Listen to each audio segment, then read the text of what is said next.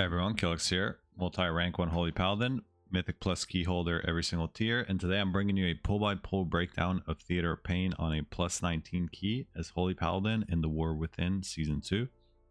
This isn't going to be just a basic dungeon guide. I'm going to be walking you through every single pull, every cooldown, and every decision I make, from positioning to utility to burst healing. So let's get into it. Now on this first pull here, depending on your key level, you're almost always going to skip this first pack somehow. This first pack is skipped because it's better off being pulled on the last boss because of funnel. So what funnel means is when you have a couple of extra mobs or some of your DPS in your group to passively attack during a boss. All right, the first thing here you want to do is precast Tears Deliverance as you're running in, put down, throw a Judgment out and put down a Consecrate, and just while the Bloodhorn is up on this first pull, you want to keep up your entire team alive, and you want to Aura Mastery the first smash over here because it's going to overlap with one of the cleanses in here as well. Now the thing you're looking for here is to just kind of stack before the circles come out, so you drop them in the same vicinity and keep down Consecrates and Judgments out as much as possible, and cleanse the magic debuff as soon as possible, as well as spreading out from these circles. You do not want to overlap these circles with anybody because it's going to do a ton of damage, and they already do a ton of ticking damage to you as they expire. Now the Bloodhorn here is going to die. We're not really going to be overlapping defensives here much, because the only thing you're really taking damage from here is the Mighty Smash and the Withering Touch every now and then. So as you need to make sure you top everyone off, not the Withering Touch, the Searing Death, sorry. The Withering Touch, you're just spreading out and you're dropping the circles away from the path that you're moving into, and Searing is the one where you're spreading out. You see those circles that are on people? Those are going to do heavy ticking damage to people that have them, and anyone that doesn't have them that walks into that circle is also going to take damage. As you can see, I'm choosing not to cleanse the second debuff because there's no damage coming out, and person's not in trouble of dying, so there's no point of me to cleanse it. I'm just going to keep doing damage and keep passively healing people up. And before the Mighty Smash or any of the spells happen, you need to just keep your team alive. So right now we're spreading out. Spread. I'm keeping my team alive because we're all anybody that has a debuff is going to be taking damage here, so keep everyone alive. Smash is coming in 15 seconds, and I keep getting I cleanse that first one, right? I have 10 seconds to top my entire team here, so I'm chilling on healing as well. I choose again not to cleanse the Shanko there just because I don't have to. He's full health. The AoE is coming out as well. I'm gonna keep myself alive here. I cleanse myself there instead of healing. I don't have to cleanse the shaman because the boss is pretty much dead. So the choice you have here, anytime you're dealing with a cleanse mechanic, if the only thing that it does is do damage, more often than not, you don't have to cleanse it if the person is healthy. Now if you want to, you should, because depending on your key level, your healer damage is not going to matter, but we're doing a 19, right? So every bit of damage here matters. So choosing when to cleanse and when not to cleanse, and when to heal over cleansing or when not to cleanse at all, is going to depend on the damage intervals and the damage that's coming out, and if you're going to lose damage cleansing or not, because you're always going to lose damage pressing your cleanse button, right? Because cleanse does not do damage. It's a utility spell, so anytime you cleanse you will lose damage. So you're gonna have to decide how you use that ability. Here we're just gonna dodge these swords. We're gonna keep our entire team alive. While this Arbalist is up, we're gonna want to keep everyone topped off as much as we possibly can.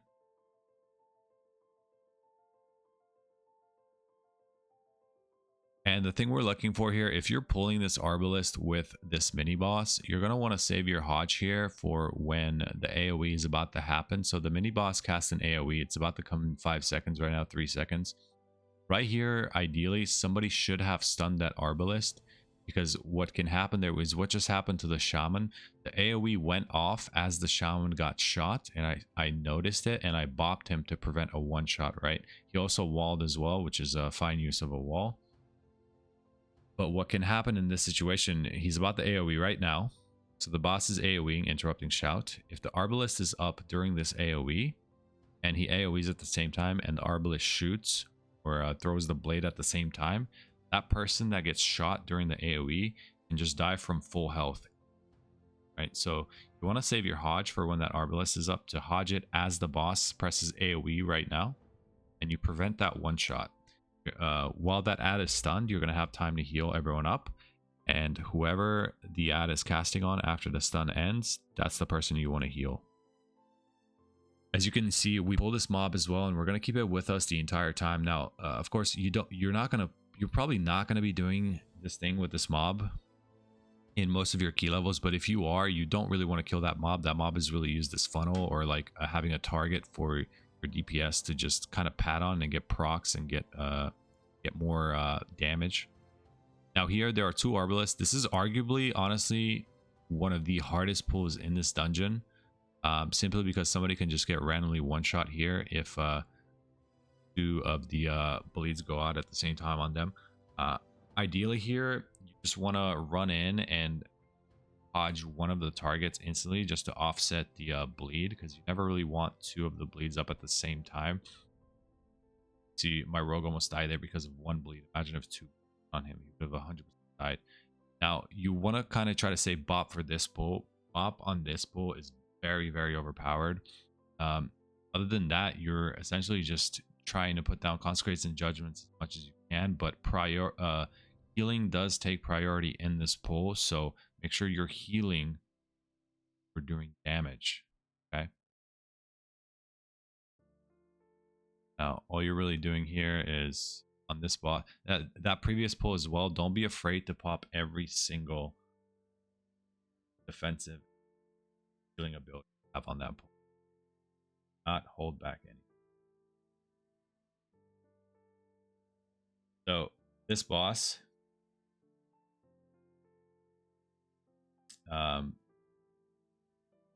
more likely than not, this banner will just passively die. But if you're on a higher key level, you're almost always going to completely ignore this banner. I made the mistake of attacking it here, which I shouldn't have, and I realized it, and I just went back to full single targeting the boss. Here, if you want to pad a little bit on the banners, you can just keep down consecrates and judgments as you can. Otherwise, just focus on your single target rotation. Yeah, I love padding class when I play healer, so I'm always going to be padding on these abilities. So here, ideally, we probably should have freed him the Ellie Shaman, because he's more susceptible of dying than the Druid, the Rogue. But I choose to freedom the Druid here because it allows us to do more DPS. Because if I'm freedoming the Druid on this boss, he doesn't have to shapeshift for the slow. Anytime you shapeshift, it's a DPS loss. I also play double freedom in this dungeon specifically only for this boss, so this is the reason why I play double freedom this boss. Ideally, the tank should be bringing the boss to banner. It's fine. Always Holy Prism a friendly ally on this boss. And there's really no rush to heal your team here, because you have so much time to heal everyone before the next AoE, and the people that get jumped in the ring just get full healed anyways. So if you're actually healing people on this fight, you're kind of wasting globals. Unless obviously if the tank is about to die, obviously you want to heal them. But your tank should never even come close to dying on this fight. As you can see, I don't even have beacon on the tank. A lot of these pulls you can swap beacons around, and you don't really have to put them on the tank.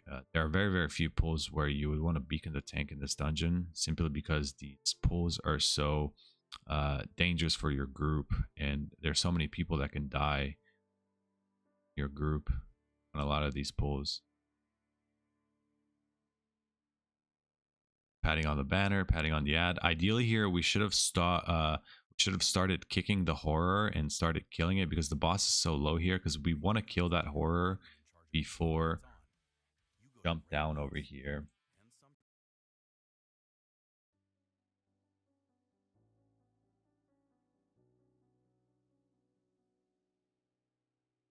We're going to get one more dodge phase here, maybe two. Boss is very low health here. This boss is very simple. Just kill banners. If you have banners up when the boss jumps, it's freedom somebody else. You will get freedom as well. Dodge the frontals. If you're ignoring banners, just completely ignore banners and kill the boss. As you can see here, we're stopping to kill this horror. And then we jump down. If you're dragging mobs with you to the boss, you do not want to jump down with the mobs to upstairs. It will snap and run around and pull everything you just skipped and wipe you. This next pull here, I think we pull this with us, or do we this phase next? Okay, yeah, so we are going here. This pull here, you want to pre-tears before running in. Run in, judgment, consecrate. Here, this pull is a very good pull to bop one of your range partners, because it prevents the damage from the leaps, and the ads are constantly leaping out and doing damage. Ideally, every single person in your group should be close to melee, so the leaps are close to melee. If every single person stacks in melee, the ads do not jump anymore, but it's extremely hard. Honestly, it's nearly impossible on this pull to have every single person stacked. But just focus on keeping everyone alive here. Focus on healing. Focus on doing damage and kicking and stunning and blinding lighting the cast. If the casts ever go off, you want to make sure you pre-aura mastery them and cleanse instantly. You want to try to save your aura mastery, bubble, and lay on hands for this next pull, because this is arguably the hardest pull in this dungeon. Okay. Now here, if you're pulling this pull with the gas bag, you're going to be mostly healing the entire pool. You're not really going to try to pad damage. You're just going to try to keep down consecrates and judgments. You should be able to judgment anytime on cooldown here if needed, but you want to prioritize healing over keeping down consecrates here, because your entire group is going to be taking rotting damage from this gas bag.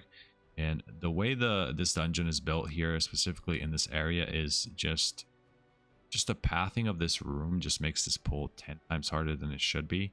So you want to make sure you're constantly looking at your feet and dodging these puddles, dodging these frontals. You do not want to be in any of these puddles, because you will probably die. You're taking constant damage from that as well. See, the butcher is getting pretty low health, and we're starting to die as well. So I choose to bubble here. You don't really need bubble for this next boss, but you're gonna have bubble up anyways towards the in the fight. Now here, I choose to wait for my wings to come up before I divine toll, because my group is starting to die here. So this is where I really want to make sure I'm keeping everyone alive. That gas bag is still pretty healthy here, but it should die soon.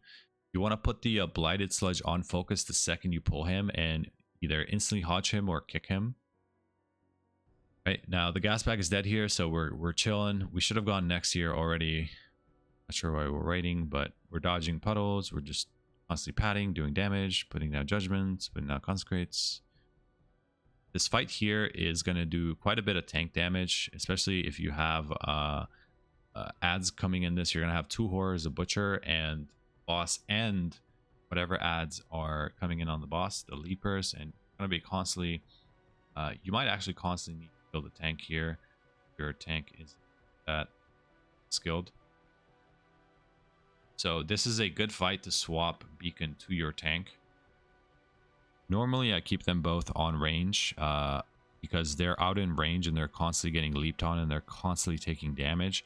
Now, as you can see, you don't really have to do this as a pally, but I do it in the hierarchy levels because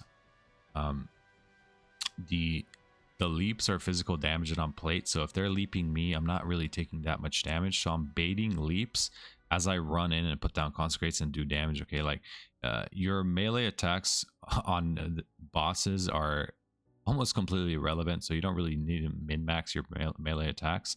You just need to put down your consecrates as much as you can and Crusader Strike whenever you have globals too. So you don't really need to be in melee on this boss. So you can kind of constantly leap, bait these leap guys. You can see I'm constantly cleansing the tank. I'm constantly healing him if I need to.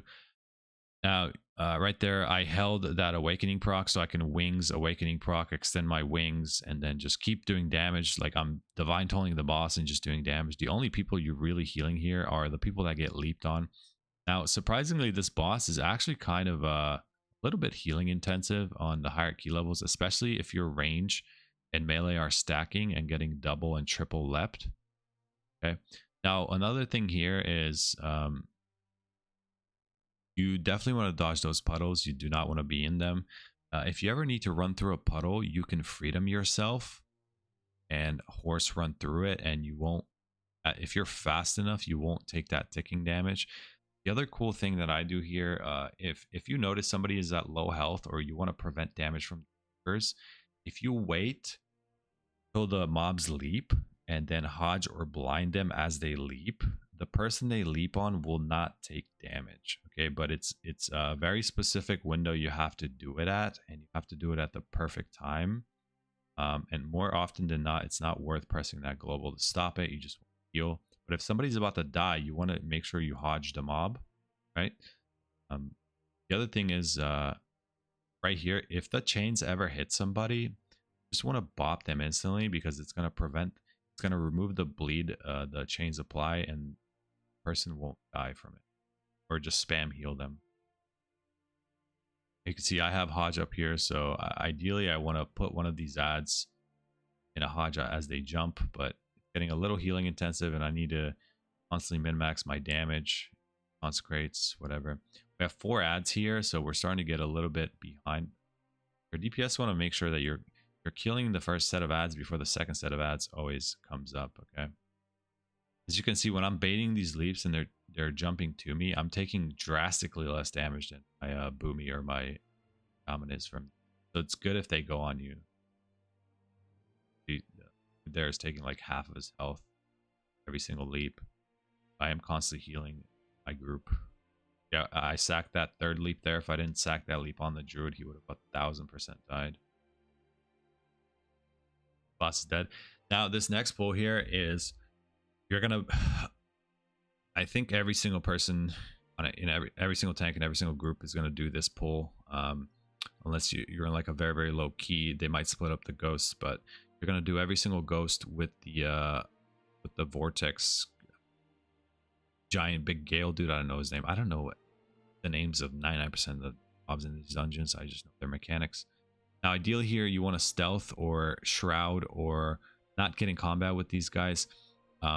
If you get in combat with these guys and they start channeling on you, you want to freedom the target that gets the channels on them to prevent damage. So these souls channel a bind soul that slows the target and does ticking damage, but if you freedom that target, they become immune to that mechanic. Right here you want to put down Consecrating Judgment before the Guardian casts Soulstorm, and then just spam heal. Focus on spam healing everyone in this pool instead of doing damage like me. But you want to try to keep Consecrates down, try to Judgments as much as possible. You do not have a D curse. Whoever that curse goes on, you want to immediately swap your beacon to before the AoE happens. Now, more likely than not, you're going to get 2, maybe 3 AoEs from the soul guys. So you want to rotate your cooldowns properly. Ideally, you want to wings the first AoE, and then either Aura Mastery, Sack, Lay on Hands, Bubble the second one, and then hopefully by then they should be dead. On this next pull, you're just kicking this mob as much as you can. If you're snapping Maguses on top like us, you want to make sure you kick these Maguses, because they will most likely one-shot whoever the Bone Spirit goes on. Other than that, if you're just killing just the Soulbinder, the most important thing to kick is the volley. It's not the Necrotic Bolt. You will always live the Necrotic Bolt, but you could die to the volley. Okay, so you want to prioritize kicking the volley, the Necrotic Bolt volley. Okay,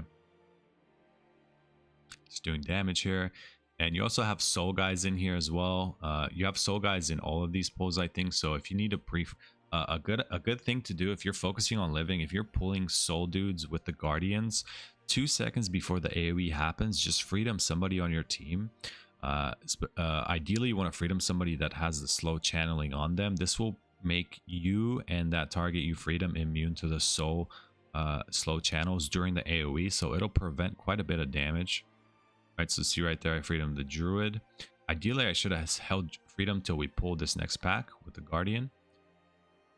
Right now, this first guardian AoE, you see my druid has sack right there. The curse thing is actually very scary during the soulstorm, which is happening right now. Right, ideally here I want an AM, which I did not. I think we're pretty healthy here, though. We don't really need to panic. I AM late there, which is okay, I guess. We have 2 curses out right there. The rogue gets decursed on that one, or he dwarfed it rather. It was pretty easy as long as you're stopping the soulbinders. Another thing you can do as well, when you're pulling that soulbinder, like 1 second before the storm AoE, you want to stun either the magus or the soulbinder right before the AoE, so you don't have to worry about that kick or cast or anything like that during the AoE. Because if there's a curse out, either a volley or a necrotic bolt goes out during the guardian AoE, somebody will more than likely die that pull. Okay, so here we're kicking volleys.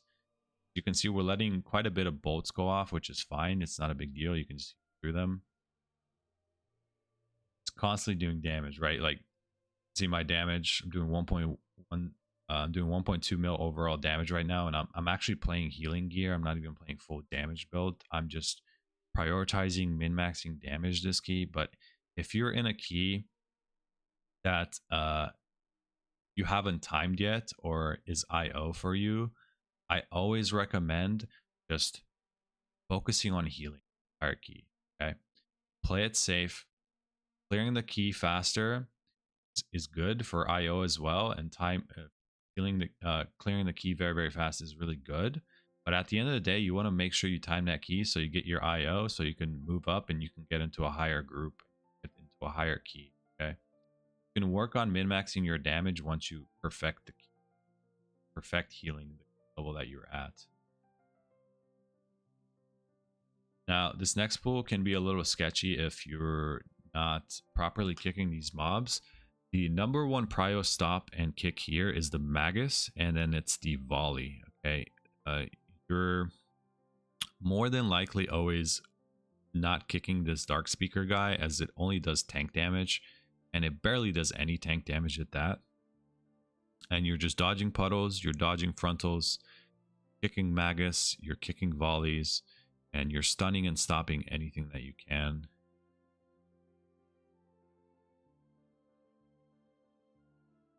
As you'll see, the more skill that you get at Holy Paladin and the higher the key level that you get into at Holy Paladin, you unironically heal less. You really just prioritize and focus on your damage, and you have intervals of healing that you need. And the way you get better at these healing in these keys is by spam running the dungeon and learning them and perfecting them, right? So like this boss specifically, you really only heal 2 times during the boss. Other than that, you're just doing damage the entire time. You're kicking the boss as much as you can. You're dodging frontals. You're doing as much damage as you can. And when the Well of Darkness goes out on 2 people, this is really the only time you're healing this entire fight. You're just healing those 2 people that have the dot mechanic on them, because they actually take quite a bit of damage. And then when the draw soul ads come out right now, every single person is going to start taking ticking damage. So as you can see right there, I press Tears Deliverance just to keep us healthy a little bit with a little passive healing. So I really don't have to heal at all. I can just passively heal my team up. I don't really have to wog anybody. I'll free wog somebody every now and then. Right here we have a Dark Soul coming out, Draw Soul coming out right there.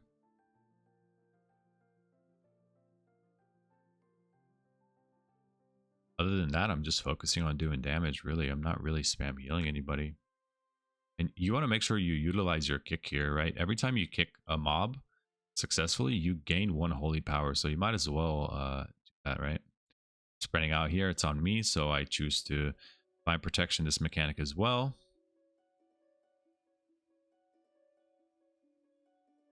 A lot of these dungeons, you can Blessing of Autumn yourself if you feel like you're falling behind mechanically and defensively and like cooldown rotation wise. Ideally, I want to Autumn my Ellie Shaman here, this key, but if I feel like I need cooldowns to live or anything like that, or more throughput, I will Autumn myself. Here we have a soul coming out at the same time as the ads. You want to make sure you're spread out before this comes out. And do not overlap those with anybody because they will most likely die. And you never want to be where the tank is or in front of the boss. If you're ever near the tank or the boss, you want to be the person that moves, not the tank. General rule of thumb is if you go where the tank is, you move away from the frontal. If the tank comes to you when the frontal comes, the tank moves away from you frontal. Okay, that's usually the general rule of thumb with tank frontals. You can see here we're just padding damage. We're not even really healing here. You just want to make sure that we top everyone off before this mechanic comes out, which I choose to bubble this one. The boss is at 25% health, so this is a good time to press bubble because I will have bubble by the time I need it on the next boss for sure. Ideally, you don't even want to pad on those ads. You just want to leave them up as much as you can for funnel for your DPS. I think I choose to hold wings here, but I'll do the mini wings proc with awakening there, and I need to just focus on keeping us alive right here because we're kind of getting close to dying here.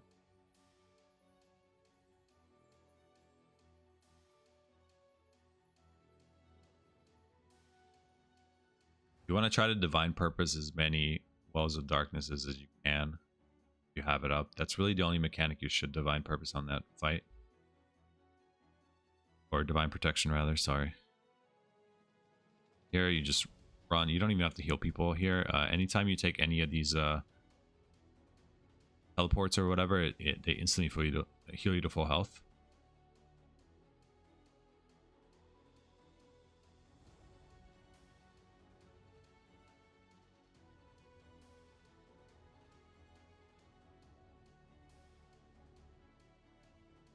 This next pull, you normally pull this back onto the boss. For some reason, actually, we're waiting here for the boss to spawn because we want to have these mobs up as healthy as possible to have them up the entire fight for funnel, right? So normally when you go up here, your tank usually instantly pulls this pack, but by the time you pull it into the boss, it's usually at like half health or something, right? So this group is trying to maximize the health of these mobs and keep them alive as long as possible, basically.